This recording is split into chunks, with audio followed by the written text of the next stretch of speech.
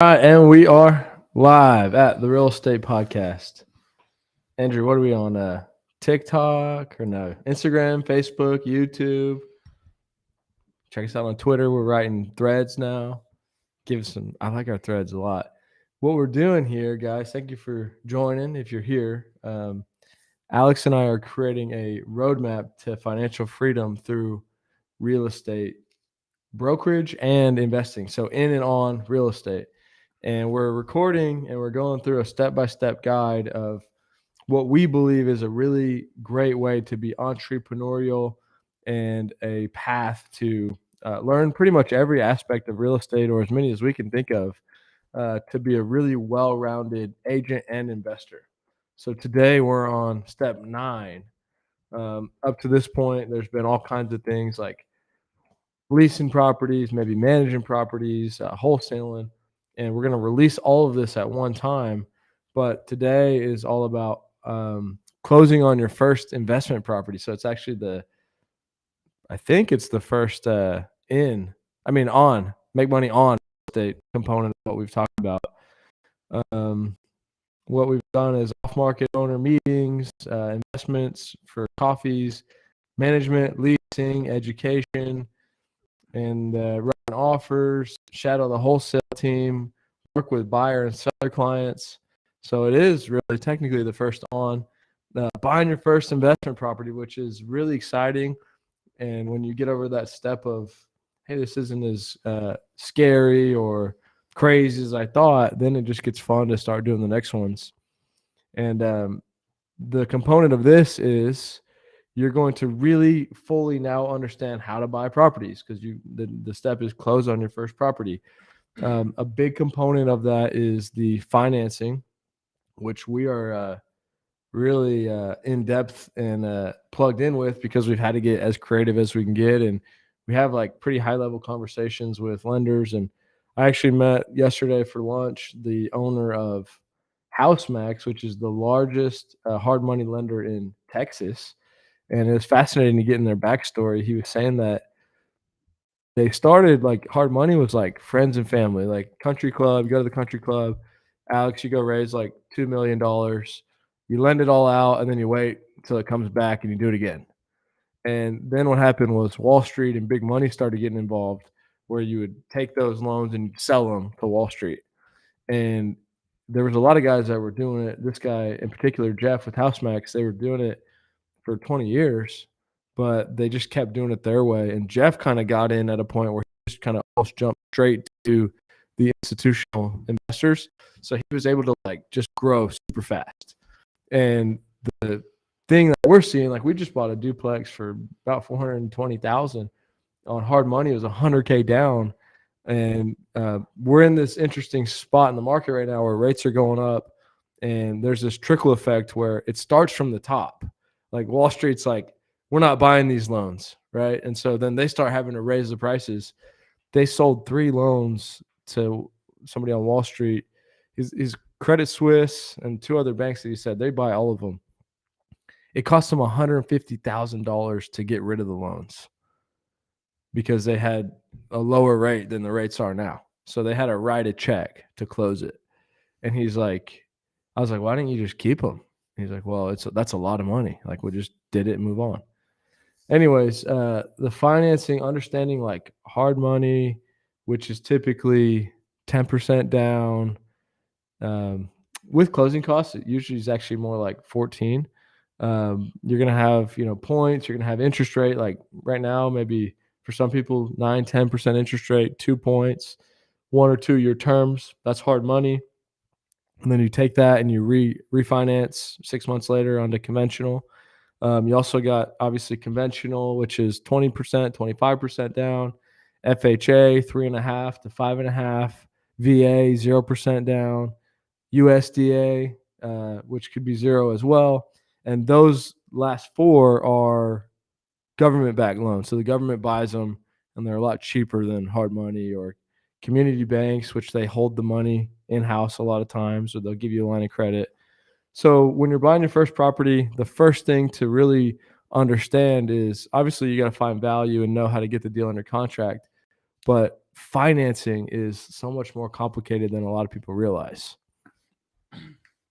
Right. We're dealing with it right now, and like it's just changing. Like we've closed a lot of deals, and we're still like working on finding great lenders, unfortunately, because things are always changing, and it's like we're pretty simple. We just want someone who's going to close, and we know it always seems like it's like things just change. Like no, we like the duplex. We were going to be $40K down. Yeah. So that's the big thing on your first investment property is to obviously find value, to then understand the financing, which I ran through a lot of those options. And then if you don't have the 10% or whatever percentage down, explore bringing on a partner. And we have a program, if you want to talk about that, it might be good, where people can bring us opportunities and we can partner with them. Like we'll put up the down payment potentially. We just want to own more real estate. And a lot of people are finding deals and running into opportunities. And what we're really trying to promote is to look at these, and you talk to our agents a lot, of look at these agents or look at these deals as things to buy, and not just because you're missing the big opportunity there. Right.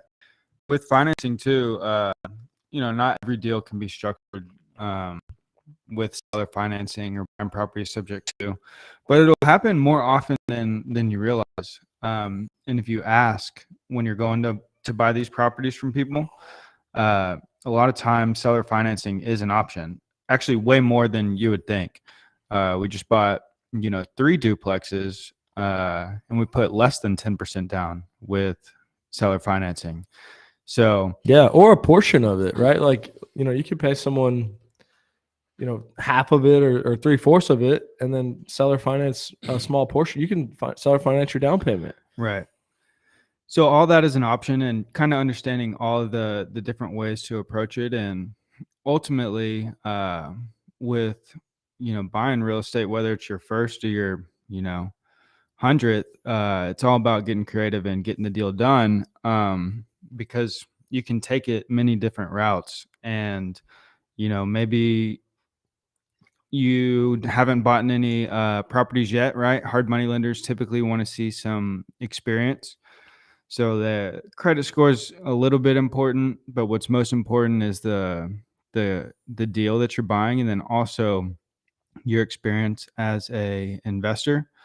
They want to see that you have most of them want to see that you have at least 2 deals under your belt, whether it's rentals or flips. So if you don't have that, a good option for hard money would be to partner with somebody such as us. We can get the financing, provide that experience, and you can partner with somebody to get that experience to then go out and get the hard money loans on your own. Ultimately, they just want to know that you know what you're doing and you've had successful projects in the past. And other than that, it's really more about the deal and you, the investor, than anything else with hard money lenders. So that's important, right? And a good way to bypass that when you're buying your first investment property is to partner with somebody. It may even be possible for you to partner with a hard money lender.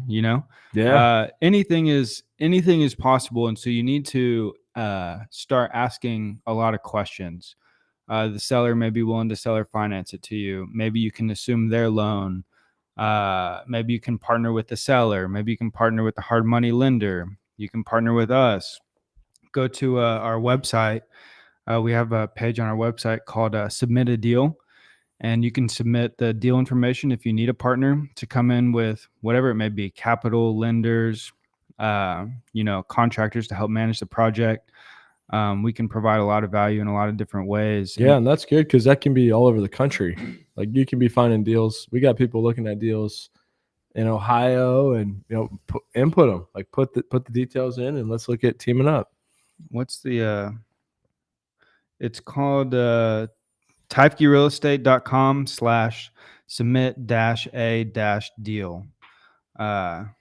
Submit-a-deal. Submit a deal. So you can come in here and you can submit the deal that you're working on, and we'll take a look at it. And we'd love to partner with you if you need help in any different way. We can help you find investors, get financing, complete construction.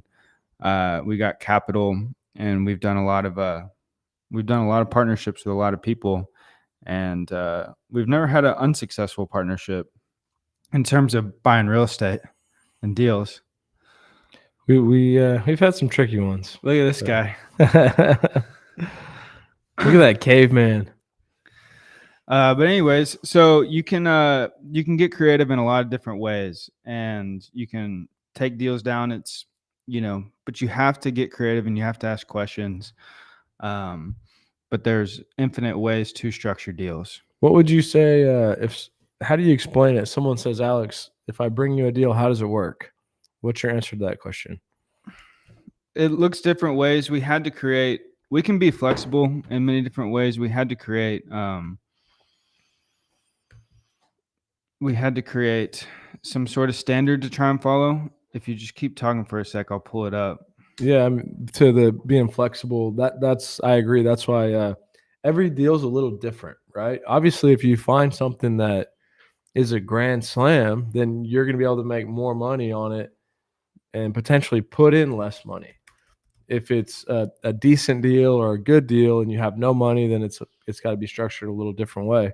So that's why it's tricky, because every deal is unique in its own sense of how are we going to approach it, how much money can it make, what's the long-term strategy.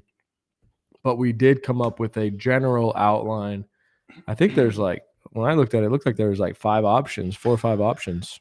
Yeah, so I don't want to read it word for word, but matter of fact, Andrew could probably put this in the comments, possibly. Let me just text this to Andrew.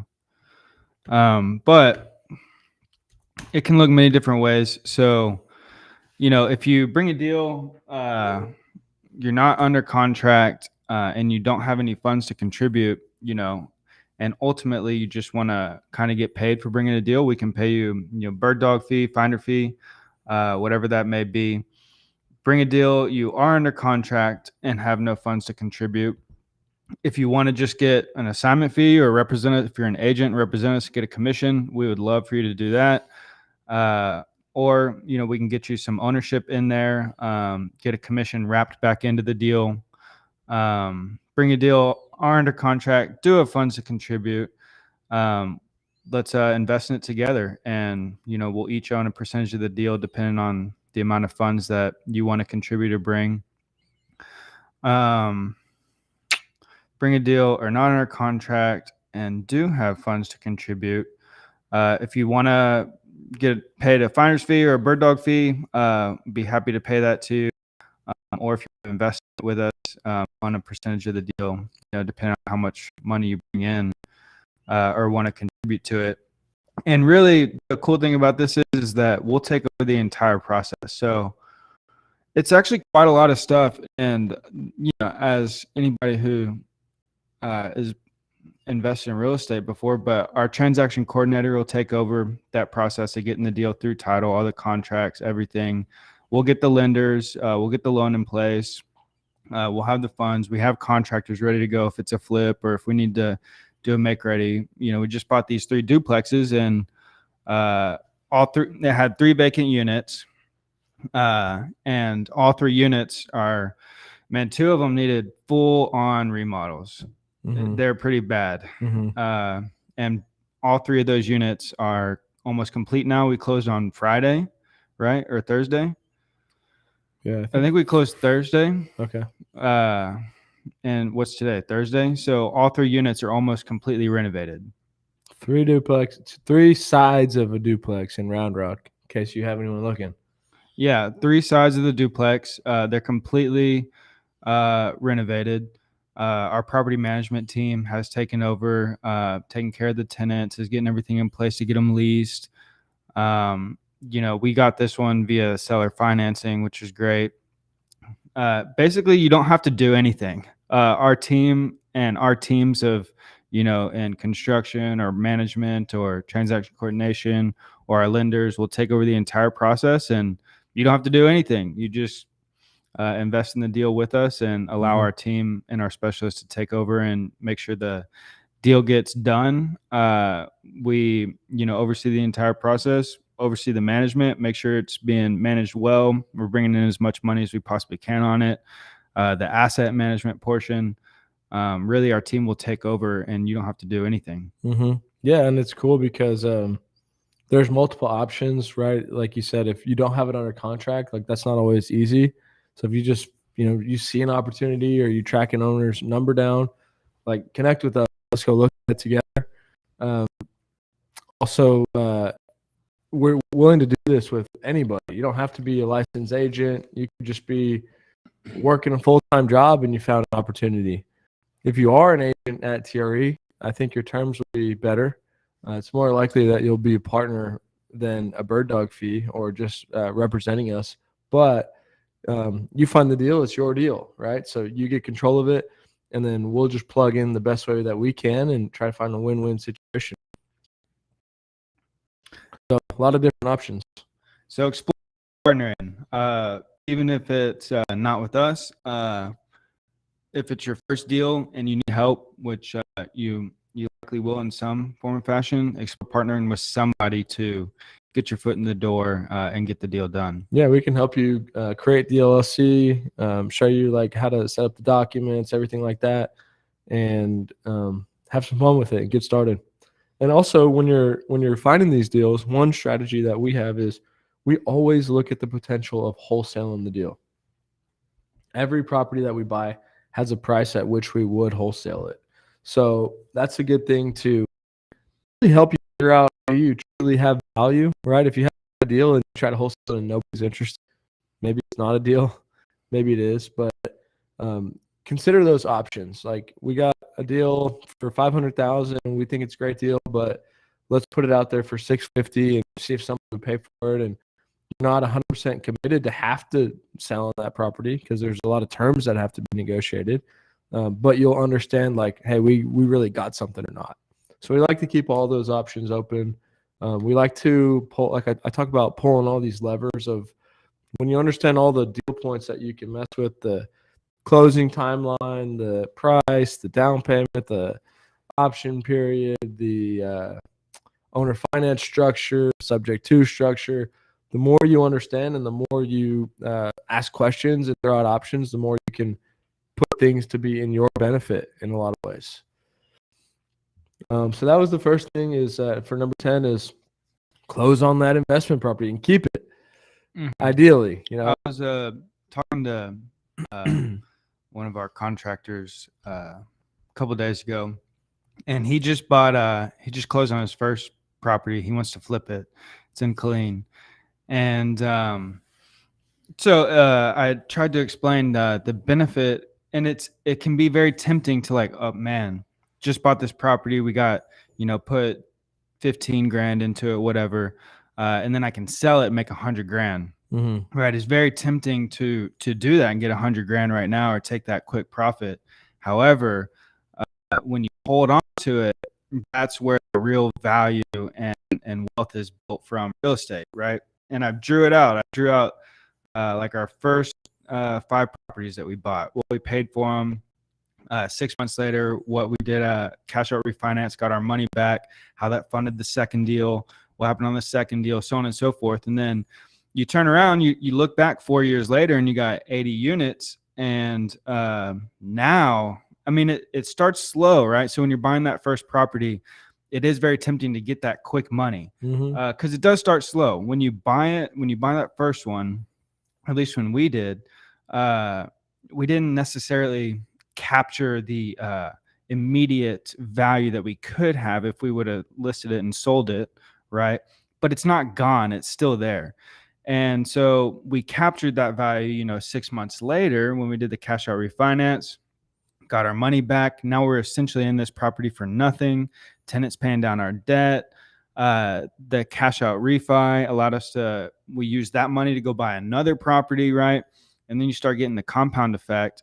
And when you hold on to it, not only do you get to experience the benefits of cash out refinance, cash flow if it's, run correctly and you're keeping debt service and rents in the appropriate places, you get to capture appreciation.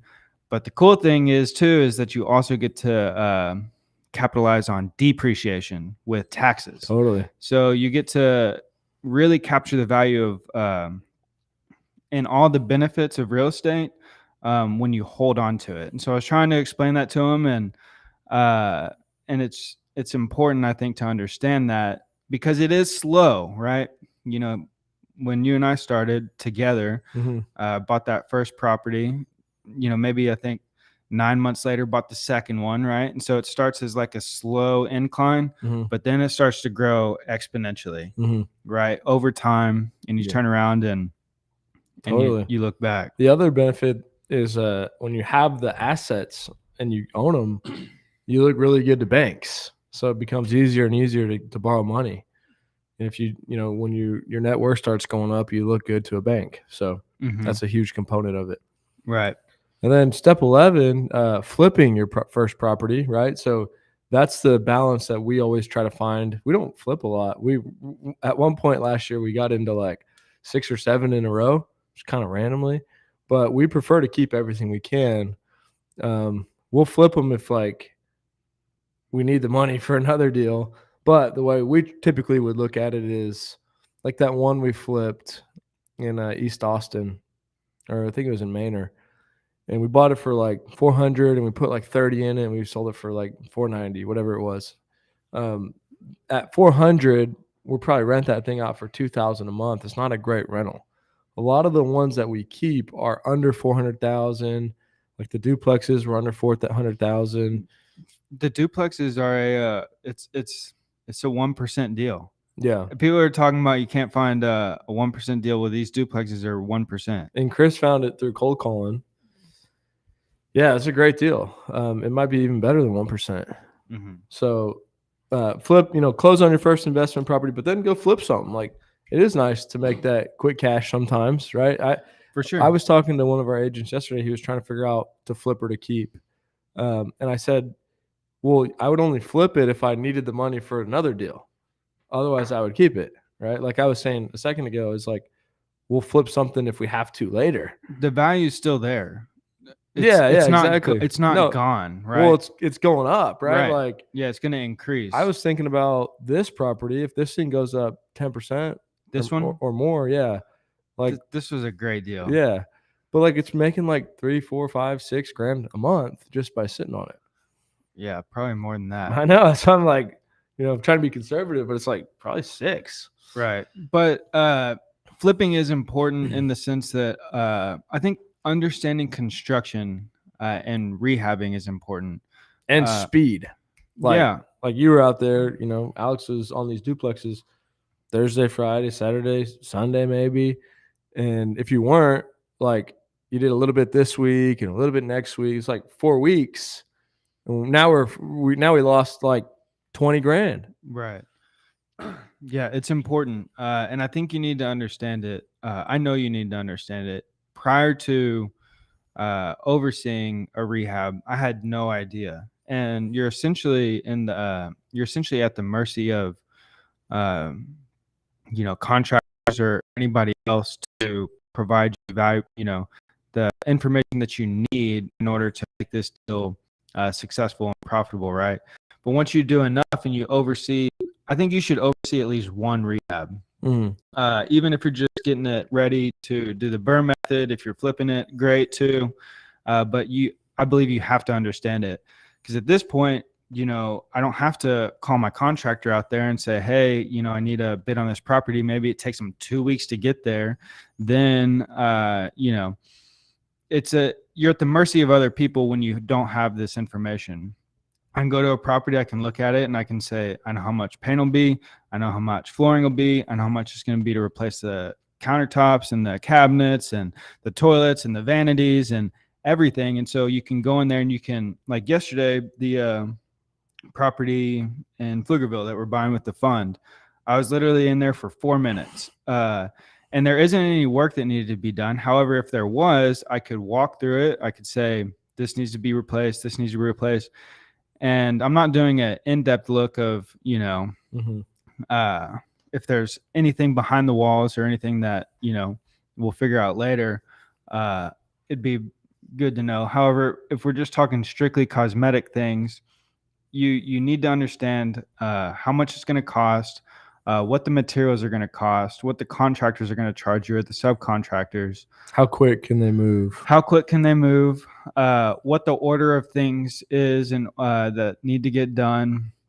It's just more information for you to utilize to structure things, right? And you can utilize that in negotiations with sellers and with other things like whatever it may be. Somebody may think it takes 40 grand to rehab this property, but in your mind the materials are going to cost 10 and the labor is going to cost 12, so you're in for 22 grand. When somebody else thinks it's double, right? So now you have the advantage of knowing that you can get things done for cheap, half price than this person thinks they're going to be able to get done at. And that's back to the one of the original points of finding a partner. Like, there's a lot of people, and I applaud them, that just jump in, right? And then they just, it's crazy because it's such a big investment, and I support it. But if you don't know what you're doing or have people to guide you, you can go wrong in this business. And so having a partner like us or anybody that can come in and have that kind of information, because a lot of people are like, well, how do you do bids? I'm like, well, you either get a contractor or it, right? Like, and you just have to jump in. Like, cost probably 1,000 times better than you did a year ago, just from being active in it. But that's what you can leverage as finding a partner that's doing it. Yeah. I just think you need to know it.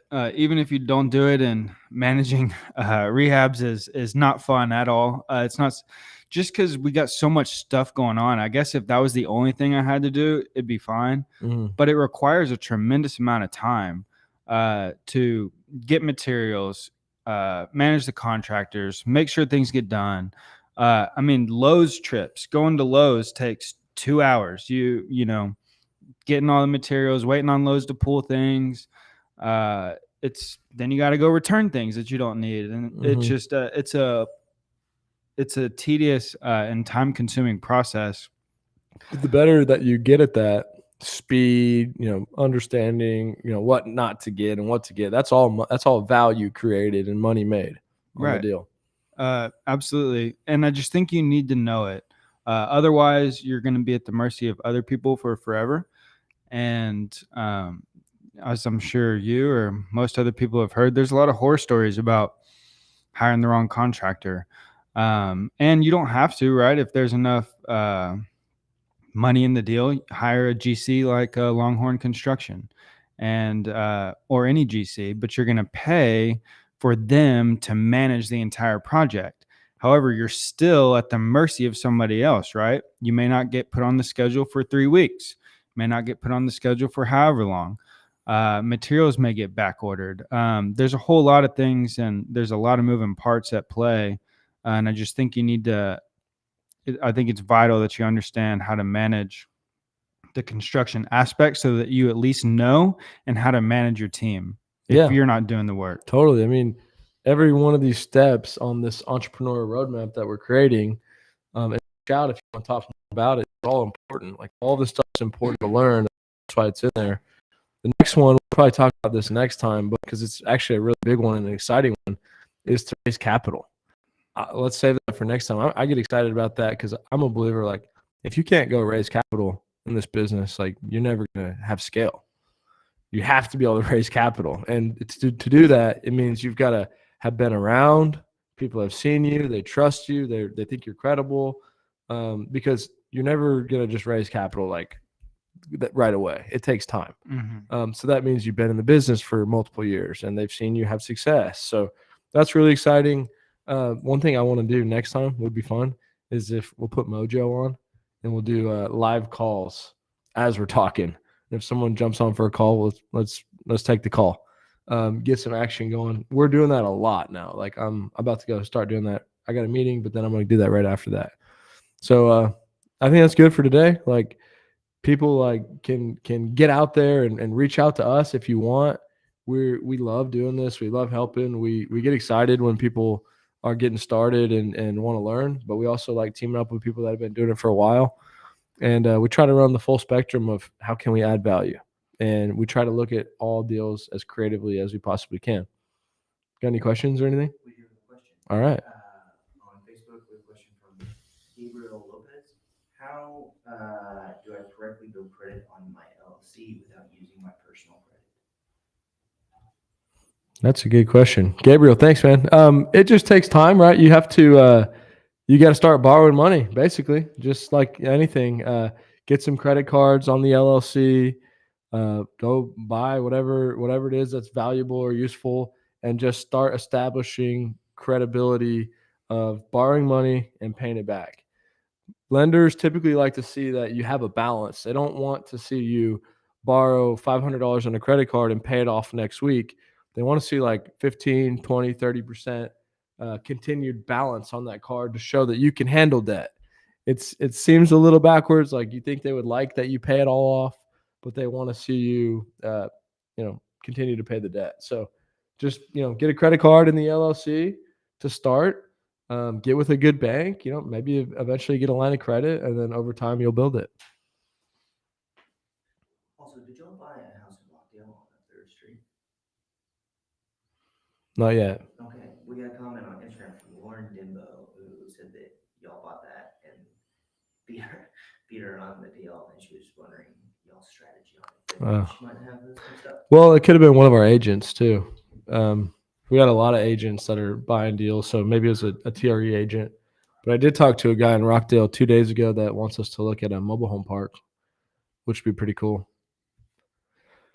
We got another comment. Well, Michelle Johnson said great advice. And Thank you. She said that she was thinking about starting to flip in order to gain capital. Yeah, that's great. But like we were mentioning, flipping can be great. But you can also get capital by refinancing 6 months later and keep making money on that. We're happy to be a resource for you. We appreciate you watching and asking questions and commenting, and we're happy to look at any of these deals anytime. We love it. All right, guys, real estate podcast here, / creating the real estate roadmap. We're going to get after it today. We got a lot going on here. We're here in Round Rock headquarters, but we have offices in Houston, Corpus, San Antonio, Amarillo, Lubbock. We're looking for people in Dallas and rest of the country, and people that are finding deals, reach out. We constantly put out information. If you can, subscribe to our YouTube channel. We're putting out new videos every day. Check us out on TikTok. We're doing some pretty funny, crazy ones. Instagram, Twitter, we're doing the threads now, and we're just going to keep the content going. And we appreciate you guys and hope you have a great